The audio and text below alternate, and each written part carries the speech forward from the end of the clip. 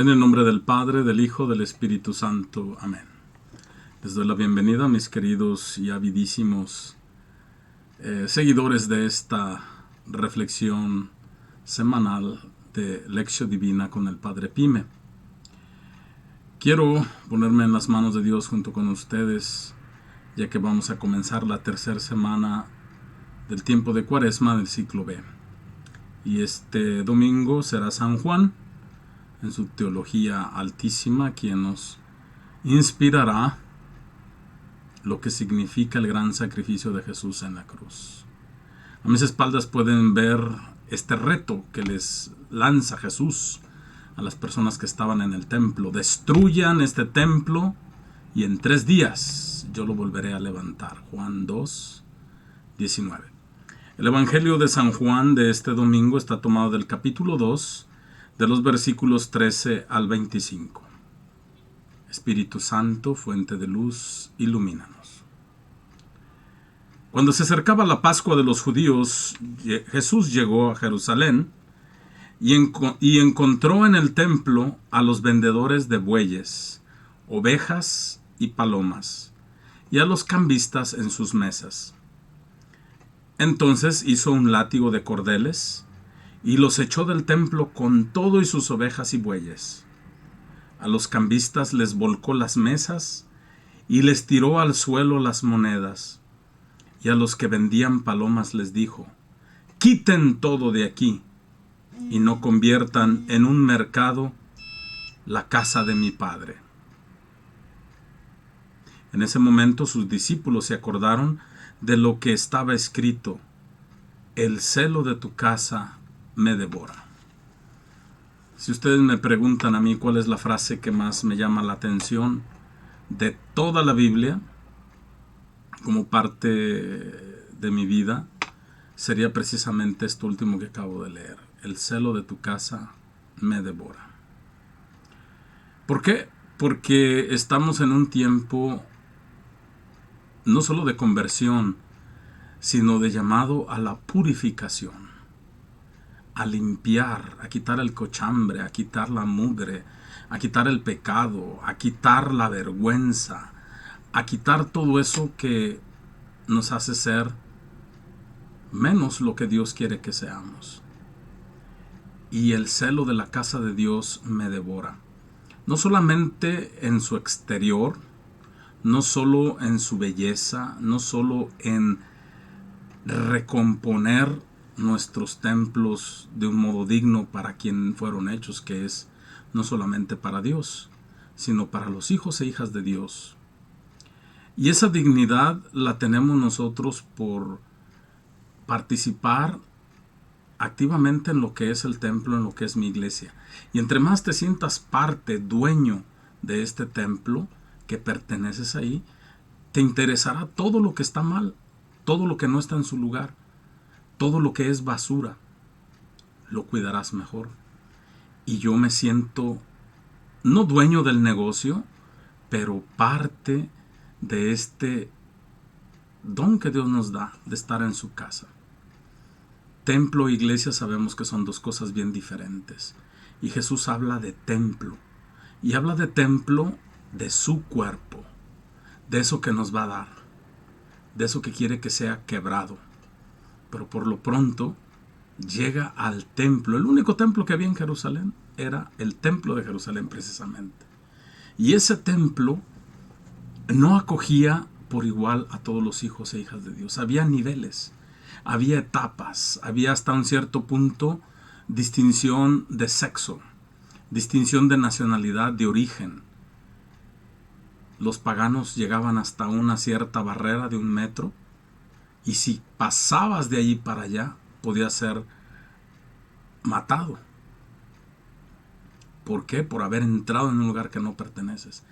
Las mujeres podían llegar hasta otro lugar, pero si no eres hombre, no puedes seguir hasta allá.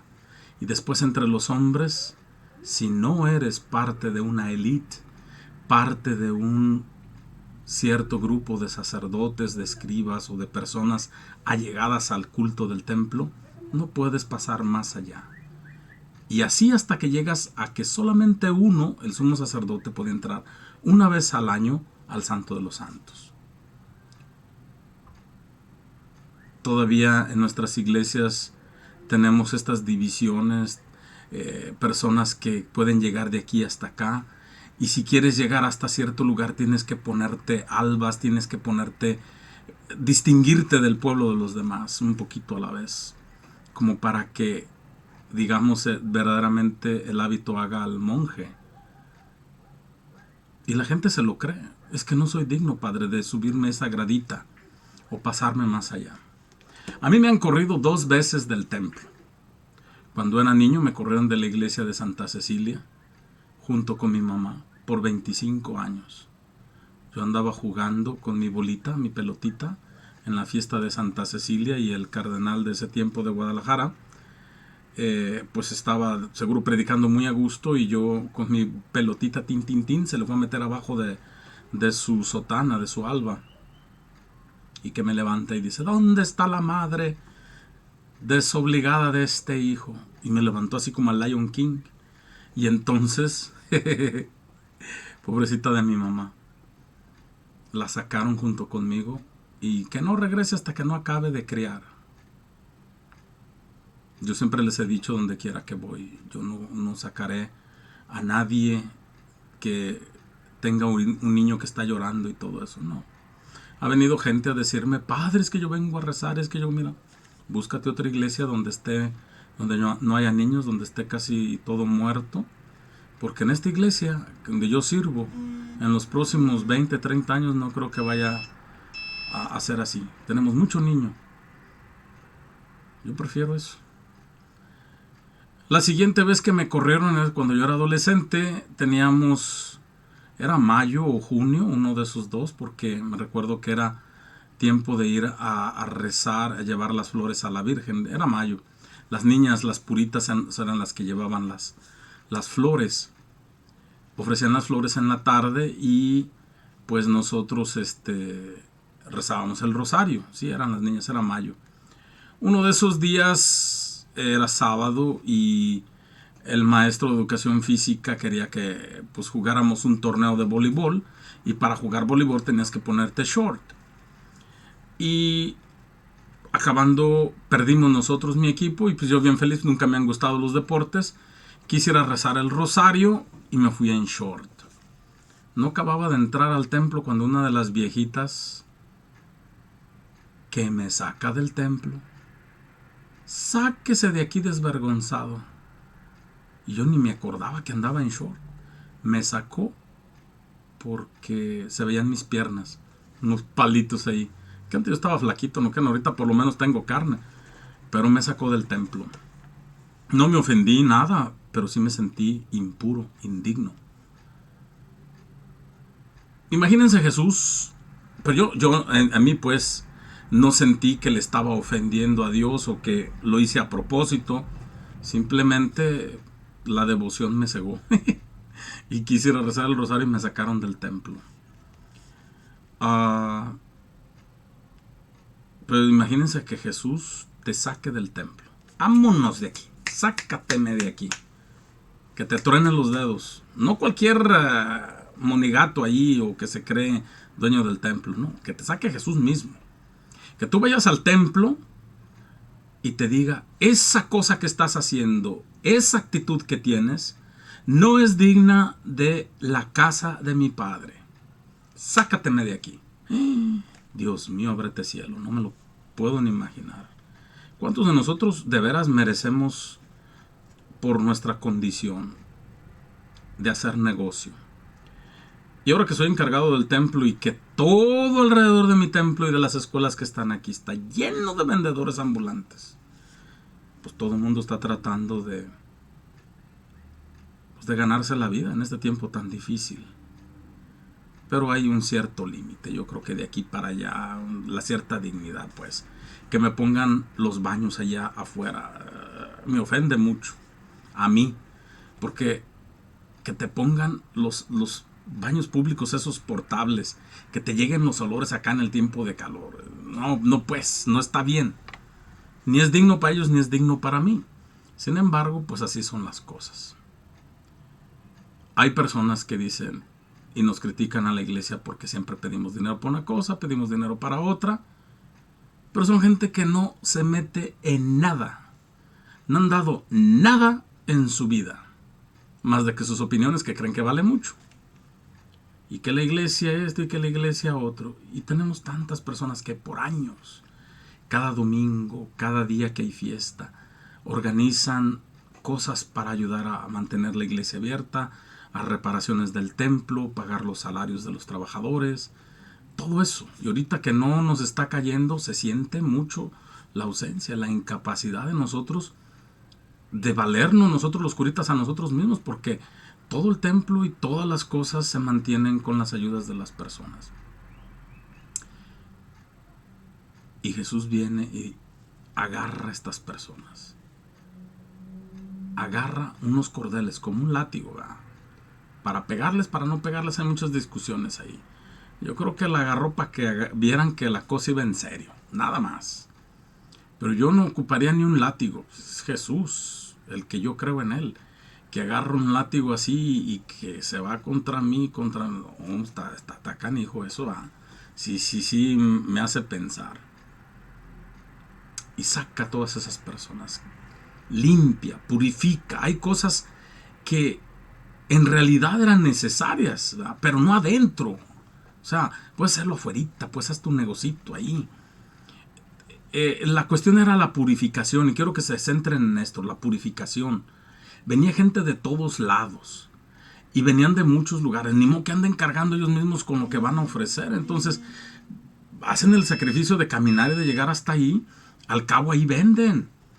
Quienes hemos visitado los santuarios, también un recuerdito, un algo, y ayudas a la economía, no solamente del templo, sino la economía de la ciudad. Y la ciudad de Jerusalén era una ciudad siempre de 40,000 habitantes, y en ese tiempo se llegaba a 150,000. Se triplificaba la población en esos días santos. Entonces era un intercambio de mercancías y de todo eso. También es parte de la economía, de mantener la vida. Pero en la vida del templo no podía entrar moneda, porque las monedas tenían las imágenes de los emperadores que se creían dioses. Eso era como meter un ídolo dentro del templo. Entonces tenías que cambiar tu dinero afuera. Es como nosotros cuando vamos a México, vamos a nuestro país, llevas tus dólares, pues los cambias para poder comprar allí, para que te rinda. Y cuando vienes para acá, a ver, cámbialo. Si es que tu dinero se te hace poquito. Entonces hay que meternos en esta mentalidad de personas peregrinas, de personas que van de inmigrantes de un lugar a otro, y entonces el cambio de moneda de un lugar a otro te hace decir estoy en otro lugar. Pero si estás yendo al templo, tu dinero, el que ganaste con tu trabajo, es bendito, porque Dios te ha bendecido con el trabajo y vienes a este templo a agradecerle a Dios. Para eso le llevaban palomas, le llevaban los borregos, le llevaban los toros. Decían que mataban hasta 10,000. Imagínense el sangrerío. Si el día de mi ordenación allá en Zaguayo, Michoacán, mataron nomás 80 animales y unos 18 o 20 toros para los 4 padres que nos ordenamos ahí, más el diácono. Y a mí me tocó ir con los trabajadores que estaban matando los animales y corría la sangre. Y yo me acuerdo de todo eso. O sea, gracias a esos señores que hacían los sacrificios para darle de comer a 3,000 personas que fueron a mi ordenación, ahí en Zaguayo, Michoacán. Entonces, hay cosas, o sea, personas que no saben de todo este ambiente, de cómo se hace, critican y dicen, todo cuesta, mi estimado. Y déjame decirte, no hay nada gratis en este mundo, excepto lo que Dios nos da, el sol, la vida, todo lo que nosotros, y cuando le ofrecemos a Él, le estamos dando lo que nos ha dado Él. Y nosotros le ofrecemos simplemente nuestro pecado, nuestra crítica, y Él, ¿verdad? Y Dios tiene paciencia con nosotros, ¿verdad? Pero eso sí, el templo es casa de oración. No cambiar el atrio por el centro. Nuestro templo es donde te sientas tú, donde está el altar. Por esto que estamos preparándonos ya para regresar nuevamente adentro de la iglesia, pues nosotros los sacerdotes hemos tenido tiempo como para, ya que no viene gente, pues dale una arregladita aquí, una arregladita allá, y cuando vengas te darás cuenta que ha habido cambios, y todos esos cambios se dan gracias a que tú no estabas. Pero hubo personas que pudimos hacerlo. Imagínense que tuviéramos que hacerlo con el gentío de gente, como dicen en mi rancho. Pues vamos a disturbarnos, vamos a estar enojados, no vamos a estar contentos. En cambio, no estuviste, arreglamos muchas cositas ahí, poco a poco, ¿verdad? Y ahí están. Vamos a arreglar las luces, vamos a arreglar este candelero, vamos a poner este nuevo mantel. Todo eso se puede hacer para que cuando tú regreses a la casa de Dios, te sientas que le hacías falta tú. No las cosas se arreglan. Pero tú eres el Hijo de Dios. Tú eres esa persona importante que viene a este culto. Y que Jesús no te corre.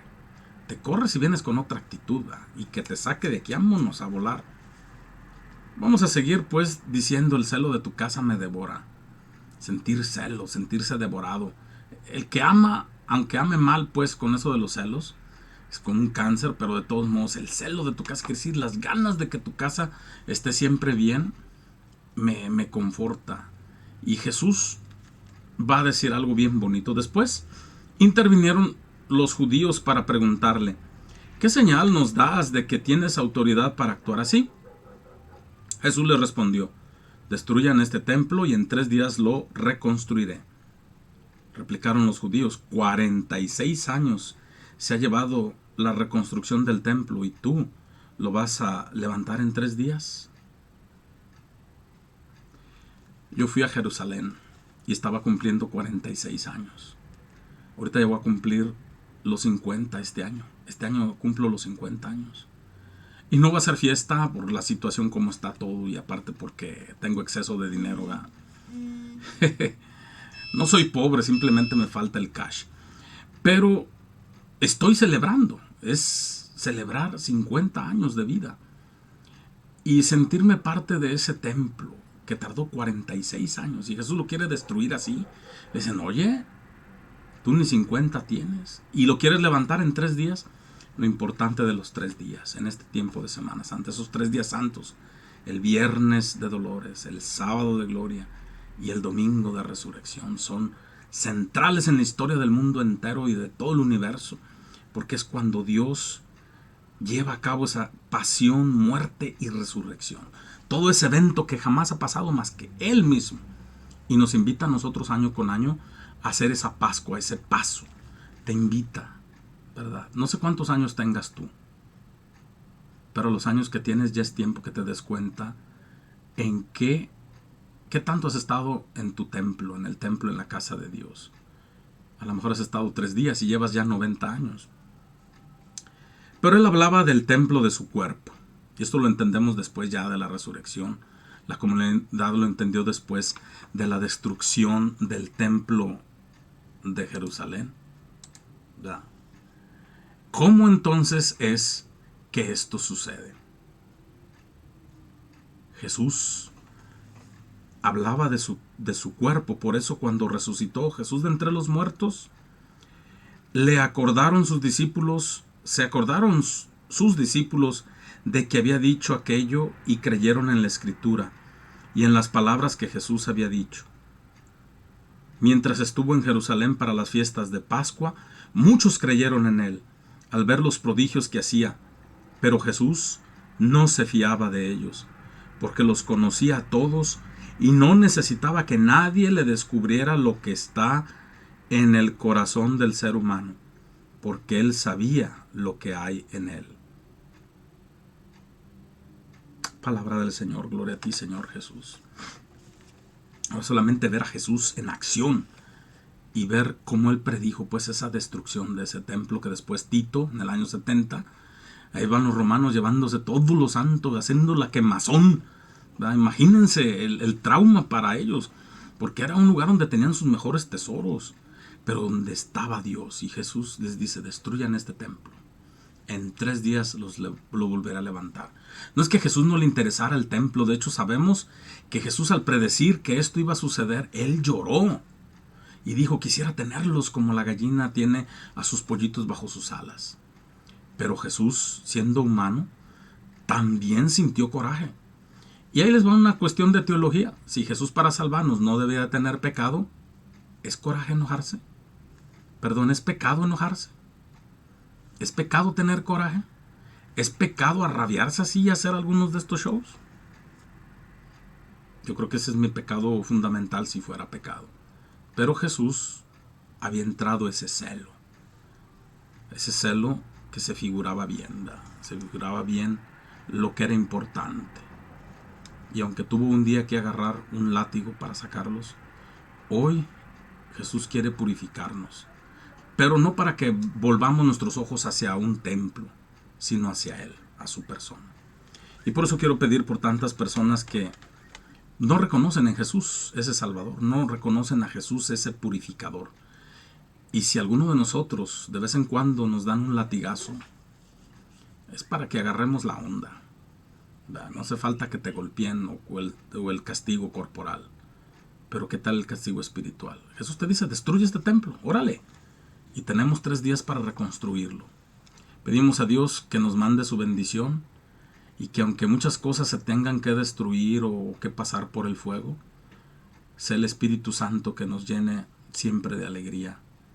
Y si algo tiene que voltear Jesús en nuestras vidas, las mesas, a causa del dinero, las deudas, las preocupaciones, las herencias, las divisiones en la familia, sepamos decir lo que vale de veras, lo que cuesta. Y esa limosna que estamos invitados a dar, que sea para purificar nuestro sacrificio, lo que nos ha costado, para el bien de los demás. Y que Dios omnipotente te bendiga y acompañe en el nombre del Padre, del Hijo y del Espíritu Santo. Amén. Que siempre sea alabado Jesucristo.